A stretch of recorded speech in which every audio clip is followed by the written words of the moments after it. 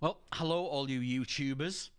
I've decided to make this particular little bit of a video for a couple of reasons. For anyone that wants to get into podcasting, and I just want to share some of the many mistakes that I have made over the years. Hopefully, I might be able to save you a few pounds. So, a couple of things. First of all, if you are primarily into podcasting, just radio, so no vision, nothing like that, just radio, you need a couple of things. When I started, I decided I was going to make the most professional sounding radio show that I could. And to do that, you need a couple of things. You need a decent bit of software. So first of all, you can start off with Audacity, which is free to download, and many people use that, and there's nothing wrong with that. I've upgraded over the years, and I'm now using Adobe Audition. It's quite an expensive bit of kit. It's £500 plus, or recently you have to now go onto a monthly tariff with Audacity CC, which is the cloud version of it. But I have a permanent license for Audacity, so I can carry on using that. That's great. So Audacity is the software that I use, and it's a great bit of kit. And the other thing that you need if you want to podcast well, and it's the most important thing, of course, is the microphone. Now, I have used all kinds of mics over the years, like this particular kind of mic. These are condensers, vocal mics. This is a Blue Yeti, which I'll come back to in a little while. There are two types of Blue Yeti. There's this one, which is the silver one. It's quite a big bit of kit. This is a USB, so it plugs straight into your USB. Very easy to use. There then is a blue version of the Blue Yeti, which is this one. This is more expensive. This goes through these are not USB, this is XLR leads. This goes through external, you need an external sound card for that. I also have very expensive bit of kit. I think this is an SE2200T. That is not for podcasting.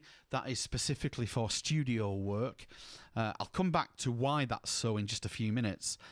I also have this baby, which many podcasters absolutely swear by. This is the Rode Podcaster, which is a great bit of kit. Very robust, about £150. Now, for my particular choice, my baby is this one. This is the Heil PR40. Now, the build quality on this is second to none. Its reputation is second to none. It's used all over the world. The BBC use this in their studios, and it is fantastic. Why is it so good for podcasting? Well, there is a thing to do with microphones called the polar pattern. Now, the polar pattern on this one, the polar pattern is the area in front of or at the side of or behind the microphone that picks up the sound. This one has what's known as a kidney-shaped polar pattern, but it's a close one. So I'm going to show you the polar pattern now. As I move away from the microphone, you'll hear my voice drop. The polar pattern for this is like this.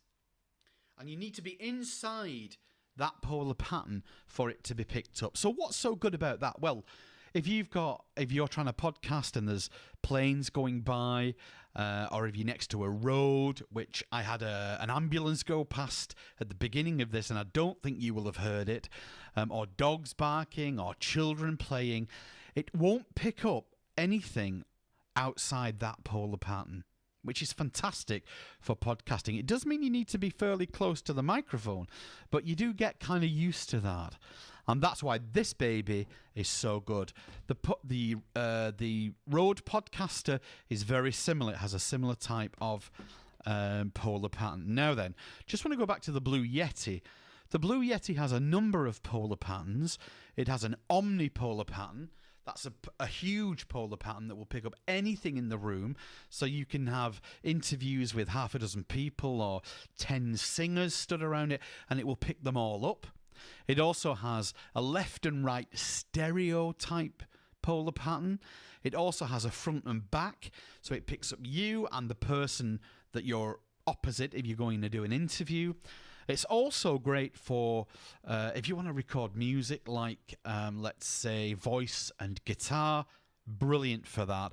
And I used the Blue Yeti for quite a long time, and I still love it. But for podcasting, this is my baby of choice, the Heil HP 40 or PR40. Now then, moving on to video. If you want to make videos like the one I'm making here for YouTube, in days gone by, up until last week for me, you would have needed one of these. Now this is a brilliant bit of kit. It's one of the Handycams. There's thousands of them on the market. This one is a Panasonic Full HD. Let me show you. That's it's the HCV510 10 megapixel. But the problem with this is that the sound on it isn't brilliant. So what I would have to do is make a video on there which gives you the visuals, and then I would have to make a separate sound file using Audacity, and then you've got the problem using the software that comes with the webcam of patching the two together to make them sync properly, and that can be tedious. It can be a real headache. Not anymore. Forget that. All I'm using now to make this video that you're watching is a webcam. Now, I haven't webcammed for years. Why? Because they're rubbish. Well, they were. They're not anymore. I'm astonished at how good this one is. The one that you're looking at now is an HP webcam. It's 1080 HD, full HD. I think it's brilliant. When I went out to buy this a week ago, there were two on the market that looked very similar. They look like a USB stick. About the same, maybe slightly longer than that. Same shape, it's rectangular. One was £20 and is not HD, and the one that you're looking at on this video was just under £40, and it's astonishing. And the great thing about it is, to make this video, I am not using Audacity. I'm using the sound equipment that came with the video that you're watching. Sorry, with the webcam that you're watching. And this, now this is going through an external sound card. This also it's not USB, and an external sound card might cost you £50 or £60. The one I'm using was about £100. It's a Yamaha, and you can pay anything you like up from there, depending on the kind of mixing desk and EQ that you want to go with it. But I'm not using any of that. I'm using the software that came with this HP webcam, and I hope you can see that it is absolutely first rate. I don't have to match up any of that. I can simply press the stop button now and upload this to YouTube. Done, dusted, everything in. So let's just go back to the basics again. So first of all, you need a decent bit of software. Over the years, I've said I've upgraded to Audacity, but I've upgraded to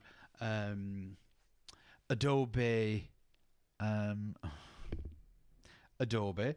But you can use Audacity, as many people do, and then that's all you need. Decent microphone, decent software, and if you want to go into videoing for YouTube, a £40 webcam. Don't need any of these other microphones. Now, I do production of music and the like, so I have use for all these other mics. But if you want a podcast, save your money. Go for the best that your money can allow you to do. If you can't buy this one at £250, I know it's dear, go for a Blue Yeti. They're superb, and they will do you for years. But for the time being, I hope that I'm able to save you a bit of money. Like I said, if you want to do the best you can, decent mic, decent webcam, hey presto, you're on YouTube.